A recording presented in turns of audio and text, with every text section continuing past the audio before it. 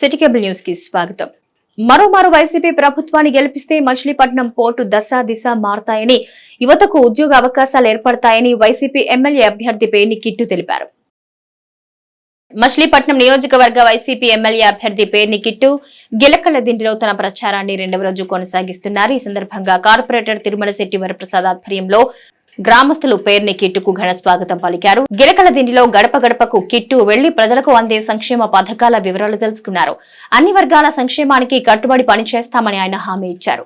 జగన్ ప్రభుత్వం గత 5 సంవత్సరాలుగా అందించిన సంక్షేమం, అభివృద్ధి తెలియజేశారు. మరోమారు వైసీపీ ప్రభుత్వాన్ని గెలిస్తే మచిలీపట్నం పోర్టు దశ దిశ మారతాయని, యువతకు ఉద్యోగ అవకాశాలు కలుగుతాయని అన్నారు. రాబోయే ఎన్నికల్లో తనను బందరు ఎమ్మెల్యేగా, మచిలీపట్నం ఎంపీగా సింహాద్రి చంద్రశేఖర్ ను గెలిపించాలని, రాష్ట్రంలో జగన్ ప్రభుత్వం ఏర్పడేలాగా ప్రతి ఒక్కరూ కృషి చేయాలని ఈ సందర్భంగా కిట్టు కోరారు.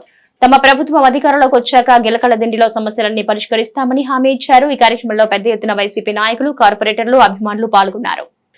నిన్నటి నుంచి గిలకల దిండిలో గడప గడపకు మన కిట్టుబాబు కార్యక్రమం జరుగుతుంది.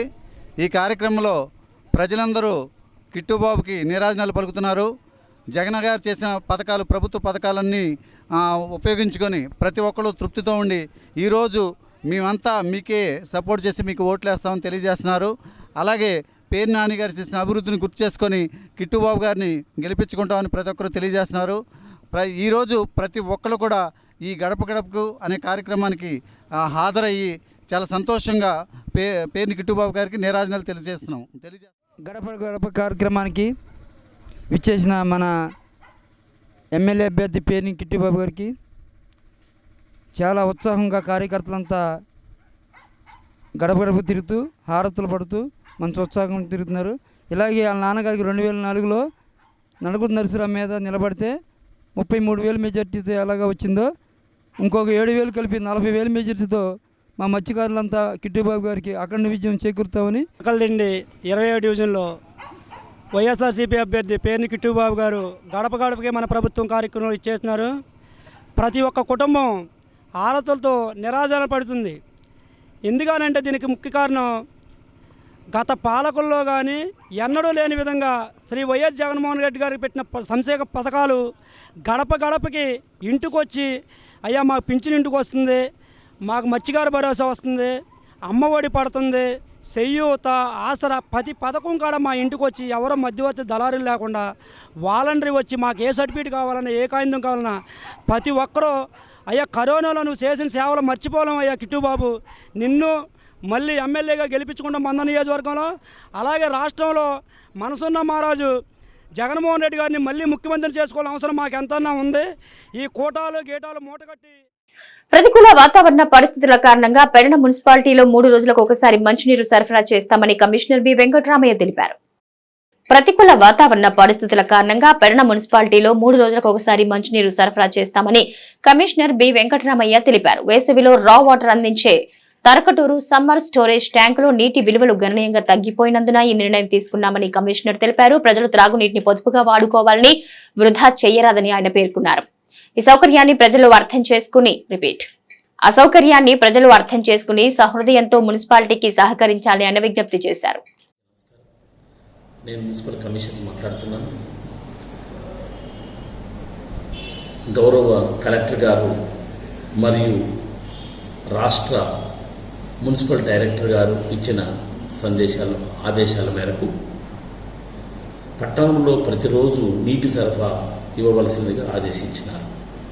కానీ తరకటూరు ఎస్ఎస్ ట్యాంక్ దగ్గర నీటి నిల్వలు తగ్గిపోయినందువలన ప్రజలకు ప్రతిరోజు నీరిచ్చే అవకాశం లేదు. ప్రజలు సహృద్భావంతో అర్థం చేసుకొని కొద్ది రోజులు మాతో సహకరించి ముందుకెళ్లాల్సిందిగా కోరుకుంటున్నాను. రేపటి నుంచి అంటే 28/3/2024 నుంచి ప్రతిరోజు కాకుండా 3 రోజులకు ఒక పర్యాయము ఒకే రోజు అన్ని ప్రాంతాల్లో కూడా నీరు సరఫరా చేయబడుతుంది. ప్రజలందరూ ఆలోచించవలసిన విషయం, ఆ రోజు సరఫరా నీటిని 2 రోజులు నిల్వ చేసుకోవాల్సిందిగా మీ అందరినీ కోరుచున్నాను. ఎందుకంటే మీకు ఎన్నో అవసరాలు ఉంటాయి.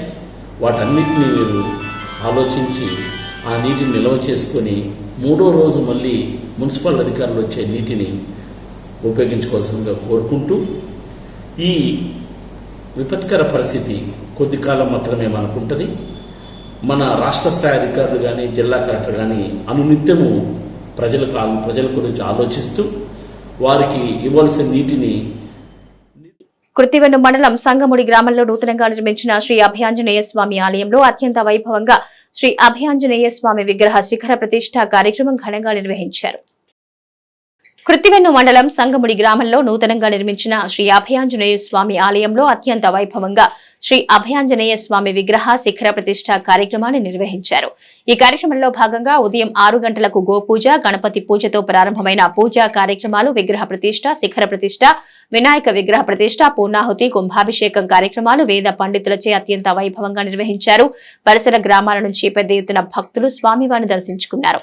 జై శ్రీరామ్ అనే నామస్మరణతో ఆలయ ప్రాంగణం మారుమ్రోగింది. ఈ కార్యక్రమంలో మాజీ ఎంపీ, తెలుగుదేశం జిల్లా అధ్యక్షులు కనుకల్ల నారాయణరావు, జడ్పీ చైర్పర్సన్ ఉప్పాల హారిక, ఉప్పాల రాము దంపతులు పాల్గొన్నారు. మచిలీపట్నంను ఆదర్శ నియోజకవర్గంగా తీర్చిదిద్దుతానని ఎన్డీఏ అభ్యర్థి కొల్లు రవీంద్ర తెలిపారు. మచిలీపట్నాన్ని ఆదర్శ నియోజకవర్గంగా తీర్చిదిద్దుతానని ఎన్డీఏ అభ్యర్థి కొల్లు రవీంద్ర తెలిపారు. నగరంలోని 4వ డివిజన్లో ఆయన విస్తృతంగా ఎన్నికల ప్రచారం నిర్వహించారు. రాష్ట్రంలో వైసీపీ అరాచక పాలన నుంచి ప్రజల్ని పరిరక్షించేందుకు టీడీపీ, జనసేన, బీజేపీలు కూటమిగా ఏర్పడ్డాయన్నారు. గత 5 ఏళ్లలో మచిలీపట్నంలో అభివృద్ధి జరగలేదన్నారు. ప్రజలకు కనీస మౌలిక వసతులు కల్పించకపోయినా విలువైన ప్రభుత్వ భూమిలో వైసీపీ కార్యాలయం నిర్మించుకున్నారని ఆయన పేర్కొన్నారు. రానున్న ఎన్నికల్లో కూటమి విజయం సాధించేందుకు అందరూ కృషి చేయాలన్నారు. నగరపాలక సంస్థ పాలన కుంటుపడిందని కొల్లు రవి విమర్శించారు.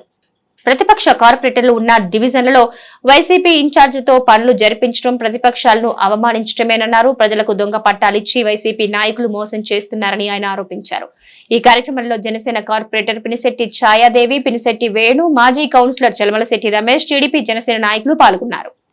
ఈరోజు 4వ డివిజన్లో మరి ఎన్నికల ప్రచారంలో భాగంగా ఇక్కడ పర్యటించడం జరుగుతోంది.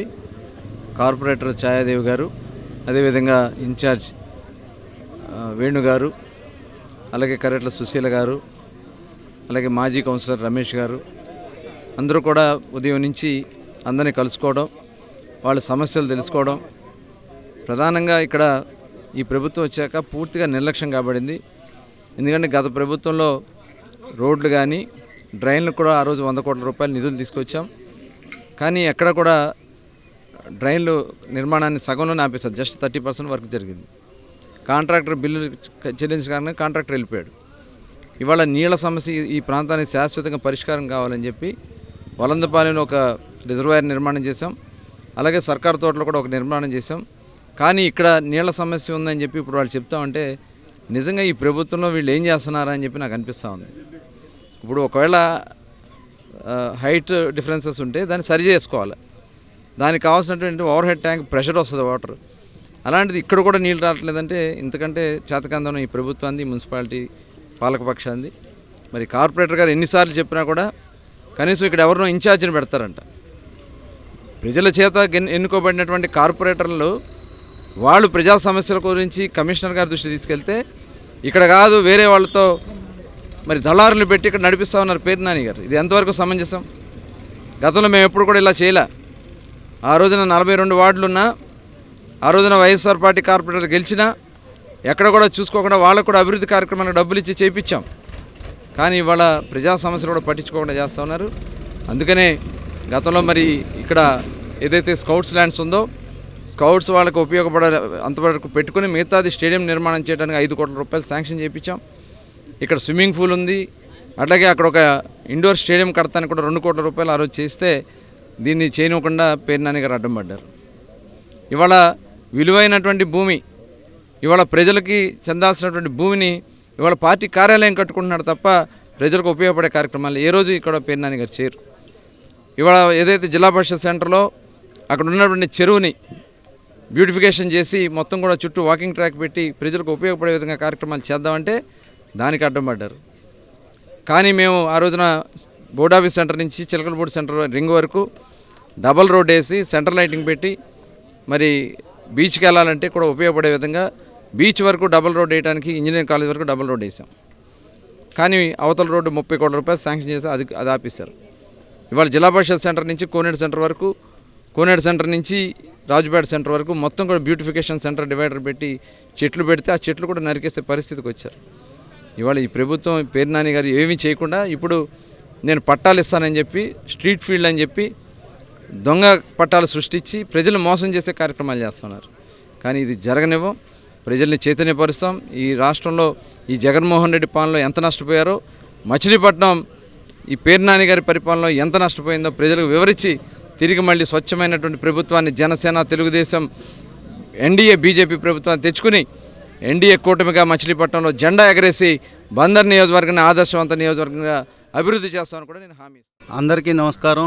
ఈ రోజున మచిలీపట్నం ఎన్డీఏ అభ్యర్థిగా కొల్లు రవీంద్ర గారిని మనందరం గెలిపించుకోవాల్సిన అవసరం ఎంతైనా ఉంది.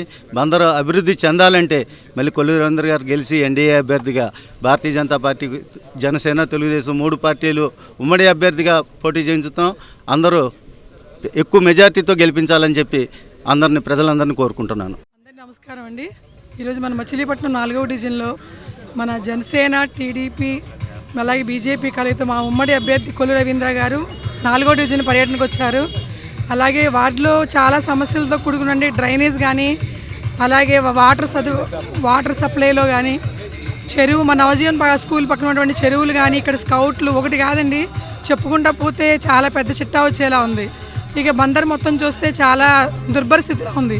ఇలాంటి పరిస్థితుల్లో గత ప్రభుత్వంలో ఎటువంటి డెవలప్మెంట్ కూడా నోచుకొని బందరు కానీ బందరు ప్రజల యొక్క ఇటువంటి దుర్భరమైన స్థితిలో ఉన్న వాటిని మనం మళ్ళీ వెలుగులోకి, మన బందర్ని మన వెలుగులోకి తెచ్చుకోవాలంటే, మంచి రోజులు రావాలంటే ఖచ్చితంగా మన కొల్లు రవీంద్ర గారిని మన మచిలీపట్నం తరపున ఖచ్చితంగా అందరం కూడా ప్రతి ఒక్కరూ సపోర్ట్ చేసి గెలిపించుకోవాలి. అప్పుడే మన బందరు కూడా ఎంతో డెవలప్ అవ్వడం జరుగుతుంది. ప్రతి ఒక్కరూ కూడా దీన్ని మీరందరూ కూడా కరాగ్రహాల్లోని శ్రీ బాబా ఫరీద్ మస్తాన్ ఔలియా 57వ ఉరుసు మహోత్సవాలు ఘనంగా కొనసాగుతున్నాయి. కరాగ్రహంలోని శ్రీ బాబా ఫరీద్ మస్తాన్ ఔలియా 57వ ఉరుసు మహోత్సవాలు ఘనంగా కొనసాగుతున్నాయి. ఎంతో వైభవంగా జరిగే ఉరుసు మహోత్సవంలో భక్తులు సుదూర ప్రాంతాల నుంచి విచ్చేసి బాబా ఉరుసు మహోత్సవంలో పాల్గొనడం విశేషం. 2 రోజుల పాటు జరిగే ఈ ఉత్సవాల్లో భాగంగా కరాగ్రహం బాబా దర్గా నుంచి నగర పురవీధిలో ఊరేగింపు జరిపారు. ఈ సందర్భంగా భక్తులకు అన్నదానం నిర్వహించారు. వివిధ ప్రాంతాల నుంచి భక్తులు మొక్కుబడులు తీర్చుకునేందుకు తరలి రావడంతో బాబా దర్గా కోలాహలంగా మారింది. బాబా ఫరీద్ మస్తాన్ ఔలియా ఉర్సు మహోత్సవం సందర్భంగా తెల్లవారుజామునే బాబా వారి శుద్ధి స్నానంలో గంధం మహోత్సవం అనంతరం జరిగిన పూజా కార్యక్రమాల్లో వైసీపీ ఎమ్మెల్యే అభ్యర్థి పేర్ని కిట్టు పాల్గొన్నారు. ఈ కార్యక్రమంలో కమిటీ సభ్యులు, రూరల్ కన్వీనర్ షొంఠి ఫరీద్, పట్టణ అధ్యక్షులు సలార్ దాదా, కార్పొరేటర్లు కాగిత బన్నీ, వైసీపీ నాయకులు సీలం బాబ్జీ, మహమ్మద్ సాహెబ్, గుడవల్లి నాగరాజు, చిలంకుర్తి కొండ తదితరులు పాల్గొన్నారు. శ్రీ బాబా ఫరీద్ మస్తాన్ ఔలియా వారి 57వ ఉరుసు మహోత్సవం కరేగ్రహారం గ్రామంలో వైభవంగా 2 రోజులు 3 రోజులు జరుగుతున్నది. ఈ ఉత్సవానికి అనేక మంది భక్తులు విచ్చేసి ఈ ఉత్సవాన్ని ఎంతో జయప్రదం చేస్తున్నారు. ఇక్కడ బాబా గారు 1945వ సంవత్సరంలో వచ్చి ఇక్కడ ఆయన నివాసంగా ఇక్కడే ఉండి ఇక్కడ భక్తులందరినీ అనుగ్రహించి కోరిన కోరికలు తీర్చి భక్తులకి కొంగు బంగారం అయ్యి ఆయన ఎంతోమందికి ఆయన దగ్గరికి వస్తే వాళ్ళ కష్టాలు తీరుతాయని కోరికతో ఆయన ఇక్కడ ఇచ్చేస్తున్నారు. ఇది 57వ సంవత్సరం ఆయన చాటుకి వెళ్ళి ఇది 57వ ఉరుసు. ఇక్కడ ఇది 3 రోజులు చేస్తాము. మొదటి రోజున శుద్ధి స్నానం, సాయంత్రం ఊరేగింపు, జెండా ఊరేగింపు, రేపు దీపారాధన, ఎల్లుండి బరువు దించడం. ఇది దగ్గర 25,000 మంది భక్తులు. 57వ ఉరుసు మహోత్సవాలు మచిలీపట్నం కరగ్రహారంలో నిర్వహిస్తున్నాము. ముందుగా శ్రీ బాబా ఫరీద్ మస్తాన్ ఔలియా వారి ఉరుసు మహోత్సవ భక్తులందరికీ శుభాకాంక్షలు తెలియజేస్తూ, ఈ యొక్క ఉరుసు విధి విధానాలు శ్రీ బాబా వారు 1935వ సంవత్సరంలో ఈ కరగ్రహారం గ్రామానికి ఇచ్చేస్తున్నారు. వచ్చిన తరిమిల ఈ గ్రామస్తులందరికీ కూడా బాబా వారి దీవెనలతో ఎన్నో కార్యక్రమాలు, ఎన్నో అనారోగ్య కార్యక్రమాలు, ఎన్నో విధంగా అన్నీ కూడా జరగడం జరిగినాయి. ఇంకా ఈ బాబా వారిని దర్శనం చేసుకునేందుకు ప్రముఖులు పివి నరసింహారావు గారు, చెన్నారెడ్డి గారు, ఇంకా మరి చాలా ఉన్నతమైన పెద్దలందరూ కూడా వచ్చి బాబావారి దీవెనలు ఆశీస్సులు తీసుకున్న వారు కూడా ప్రముఖులు ఉన్నారు. అట్లాగే ముఖ్యంగా ఈ శ్రీ ఫరీద్ బాబా దర్గా 19వ డివిజన్లోని ప్రభుత్వ భూమిలో అక్రమంగా చేపట్టిన కట్టడాలను టీడీపీ కార్పొరేటర్లు అడ్డుకున్నారు. మచిలీపట్నం పరిధిలోని 19వ డివిజన్ పీకేఎం కాలనీలో కాలనీ వాసులు అవసరాల నిమిత్తం కమ్యూనిటీ హాల్ నిర్మాణానికి కేటాయించిన స్థలంలో ప్రభుత్వ వైద్యశాలకు వచ్చే వారి వాహనాల పార్కింగ్ కోసం అంటూ ఎటువంటి అనుమతులు తీసుకోకుండా అక్రమంగా కడుతున్న కట్టడాలు టీడీపీ కార్పొరేటర్లు అడ్డుకున్నారు. ఈ సందర్భంగా వారు మాట్లాడుతూ ఎంతో కాలం ఉన్న ఈ స్థలాన్ని ఇప్పుడు ఏదో ఒక కారణం చూపించి కొంతమంది నేతలు కబ్జా చేయాలని ప్రయత్నాలు చేస్తున్నారని ఆరోపించారు. ఇక్కడ చేపట్టిన కట్టడాల గురించి నగరపాలక సిబ్బందికి తెలియపరచగా వారొచ్చి తాత్కాలికంగా నిలుపుదల చేయడం జరిగిందని, సచివాలయ పరిధిలో ఏ ఒక్క చిన్న కట్టడం కట్టినా అనుమతులు కావాలని, సిబ్బందికి అక్రమ కట్టడాలు కనబడడం లేదా అని వారు ఆరోపించారు. నిర్మాణం చేస్తున్న సదరు కాంట్రాక్టర్ను అడిగినా సరైన సమాధానం చెప్పకపోవడం దారుణమని వారు పేర్కొన్నారు. ఇకనైనా నగరపాలక సంస్థ సిబ్బంది ప్రభుత్వ స్థలాలు పరిరక్షణ తగు చర్యలు తీసుకోవాలని వారు డిమాండ్ చేశారు. ఈ కార్యక్రమంలో కార్పొరేటర్లు మరకని సమత కీర్తి, దేవరపల్లి అనిత, అన్నం ఆనంద్, దిట్టకుర్తి సుధాకర్, చిత్తజలు రాము, టీడీపీ నాయకులు గుమ్మడి విద్యాసాగర్ తదితరులు పాల్గొన్నారు. అందరికీ నమస్కారం అండి. 19వ డివిజన్లో government hospital back side PKM కాలనీలో యథేచ్ఛగా కబ్జాల పర్వం మళ్ళీ స్టార్ట్ చేశారు. ఒకసారి మీరు చూసినట్టయితే గవర్నమెంట్ హాస్పిటల్ గోడ అదండి, గోడ పడిపోయిన తర్వాత చానాళ్ళు ఫెన్సింగ్ వేసేసి అలా పెట్టారు. ఇప్పుడు కొత్తగా ఏంటి అంటే గవర్నమెంట్ హాస్పిటల్ పార్కింగ్కి ఈ ప్లేస్ గవర్నమెంట్ మున్సిపల్ ప్లేసు కావాల్సి వచ్చిందంటండి. దానికోసం 2 రోజుల్లో వచ్చేసి దీన్ని కబ్జా చేయడానికి ప్రయత్నించారు. అయితే మేము టీడీపీ తరపున ఒకటే అడగదలుచుకున్నాము. ఇది కావూరు సాంబశివరావు గారు ఆయన ఉన్నప్పుడు ఈ పీకేఎం కాలనీకి కమ్యూనిటీ హాల్ కింద ఉపయోగపడుతుందని చెప్పి ఈ స్థలాన్ని ఇవ్వడం అయితే జరిగింది. అయితే ఇప్పుడున్న వైసీపీ నాయకులు వాళ్ళ ఇష్టానుసారంగా దీన్ని కబ్జా చేయడానికి పూనుకున్నారు. అయితే మేము ఒకటే అడగదలుచుకున్నాము. అయితే వెంటనే మేమైతే ఏసీపీ గారికి ఫోన్ చేశాము. ఆయన వెంటనే వచ్చి పరిశీలించి దీనికి 2 సర్వే నెంబర్లు వస్తున్నాయమ్మా, చూసి ఇది మాత్రం మున్సిపల్కి సంబంధించింది అయితే కనుక కబ్జా కాకుండా ఆపుతాము అని చెప్పేసి 19వ డివిజన్లో గవర్నమెంట్ హాస్పిటల్ బ్యాక్ సైడ్ అండి. ఇది పేర్ని కృష్ణమూర్తి గారు మంత్రిగా ఉన్నప్పుడు, కావూరు సాంబశివరావు గారు ఎంపీగా ఉన్న సమయంలో ఇక్కడ ఉన్నటువంటి ఈ కనిపించేటువంటి సైట్ మొత్తం కూడా కమ్యూనిటీ హాల్ పర్పస్ కోసం కేటాయించడం జరిగింది. ఇక్కడ ఉన్నటువంటి ప్రజలు ఆ రోజున ఈ హాస్పిటల్ బ్యాక్ సైడ్లో ఉన్నటువంటి దుర్గంధాలు ఇవన్నీ వాసనలు ఇవన్నీ తట్టుకోలేక మాకు కమ్యూనిటీ హాల్ ఇక్కడ మీరు ఎప్పుడు శాంక్షన్ చేసి కట్టిస్తారంటే అప్పుడు శంకుస్థాపన చేసి అన్నీ సరిచేస్తామని చెప్పారు. ప్రత్యక్ష సాక్షి నేనే. ఆ రోజున ఇటు హాస్పిటల్లోనికి వెళ్ళటానికి కాంపౌండ్ వాల్ని ఓపెన్ చేసుకుంటాము అంటే అప్పుడు మెడికల్ బోర్డు కానీ తర్వాత ఇక్కడ ఉన్నటువంటి సూపరింటెండెంట్ కానీ దానికి సంబంధించింది హాస్పిటల్కి ఎంట్రీ అనేటువంటిది ఇవ్వటం మాకు అవకాశం ఉండదు, మేము ఇవ్వకూడదు, రూల్స్ ఒప్పుకోవని చెప్పినటువంటి అప్పుడు ఇదే కుటుంబాలకు సంబంధించినటువంటి రాజకీయ నాయకులు ఈ రోజున దీన్ని ఓపెన్ చేసి ఇక్కడ కబ్జా చేయడానికి ఇప్పుడు పిల్లర్స్ వేయటంలో ఆంతర్యం ఏమిటి?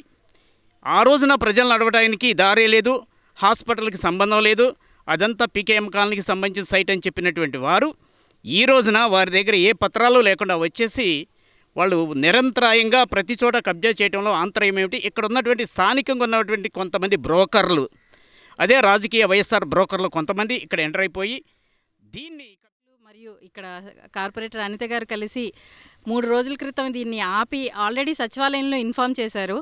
కానీ ఎటువంటి చర్య జరగలేదు. దానికి భిన్నంగా ఈరోజు వచ్చేసి ఇక్కడ పిల్లర్లు వేసేసి గోడ లేపడానికి ట్రై చేస్తే మళ్ళీ అడ్డుకున్నారు. అంటే వీళ్ళకి ఎంత ధైర్యమో చూడండి. ఇక్కడ ఆల్రెడీ సచివాలయంలో టౌన్ ప్లానింగ్ వాళ్ళు ఉంటారు, వాళ్ళకి ఇన్ఫామ్ చేసినా ఈరోజు వచ్చి ఏది తెలీదు అన్నట్టు వాళ్ళు యాక్ట్ చేయడము చాలా ఆశ్చర్యకరంగా ఉంది. అలాగే ఇక్కడ కన్స్ట్రక్ట్ చేస్తున్న ఎవరైతే ఏమంటారు కాంట్రాక్టర్ క్వశ్చన్ చేస్తే ఎంత డేర్గా ఆన్సర్ చేస్తున్నారంటే వెళ్ళి కలెక్టర్ గారిని అడగాలంట. అంటే ఇక్కడ గోడకి కలెక్టర్ గారికి సంబంధం ఏంటో అర్థం కాల. అంటే ప్రజల్లో ఏమి వ్యాప్తి చేయాలని చూస్తున్నారు, కలెక్టర్ గారి హస్తం ఉందని చెప్పాలనుకుంటున్నారో ఏంటో మాకైతే ఆ కాంట్రాక్టర్ గారి మాటలకు అర్థం కాలేదు.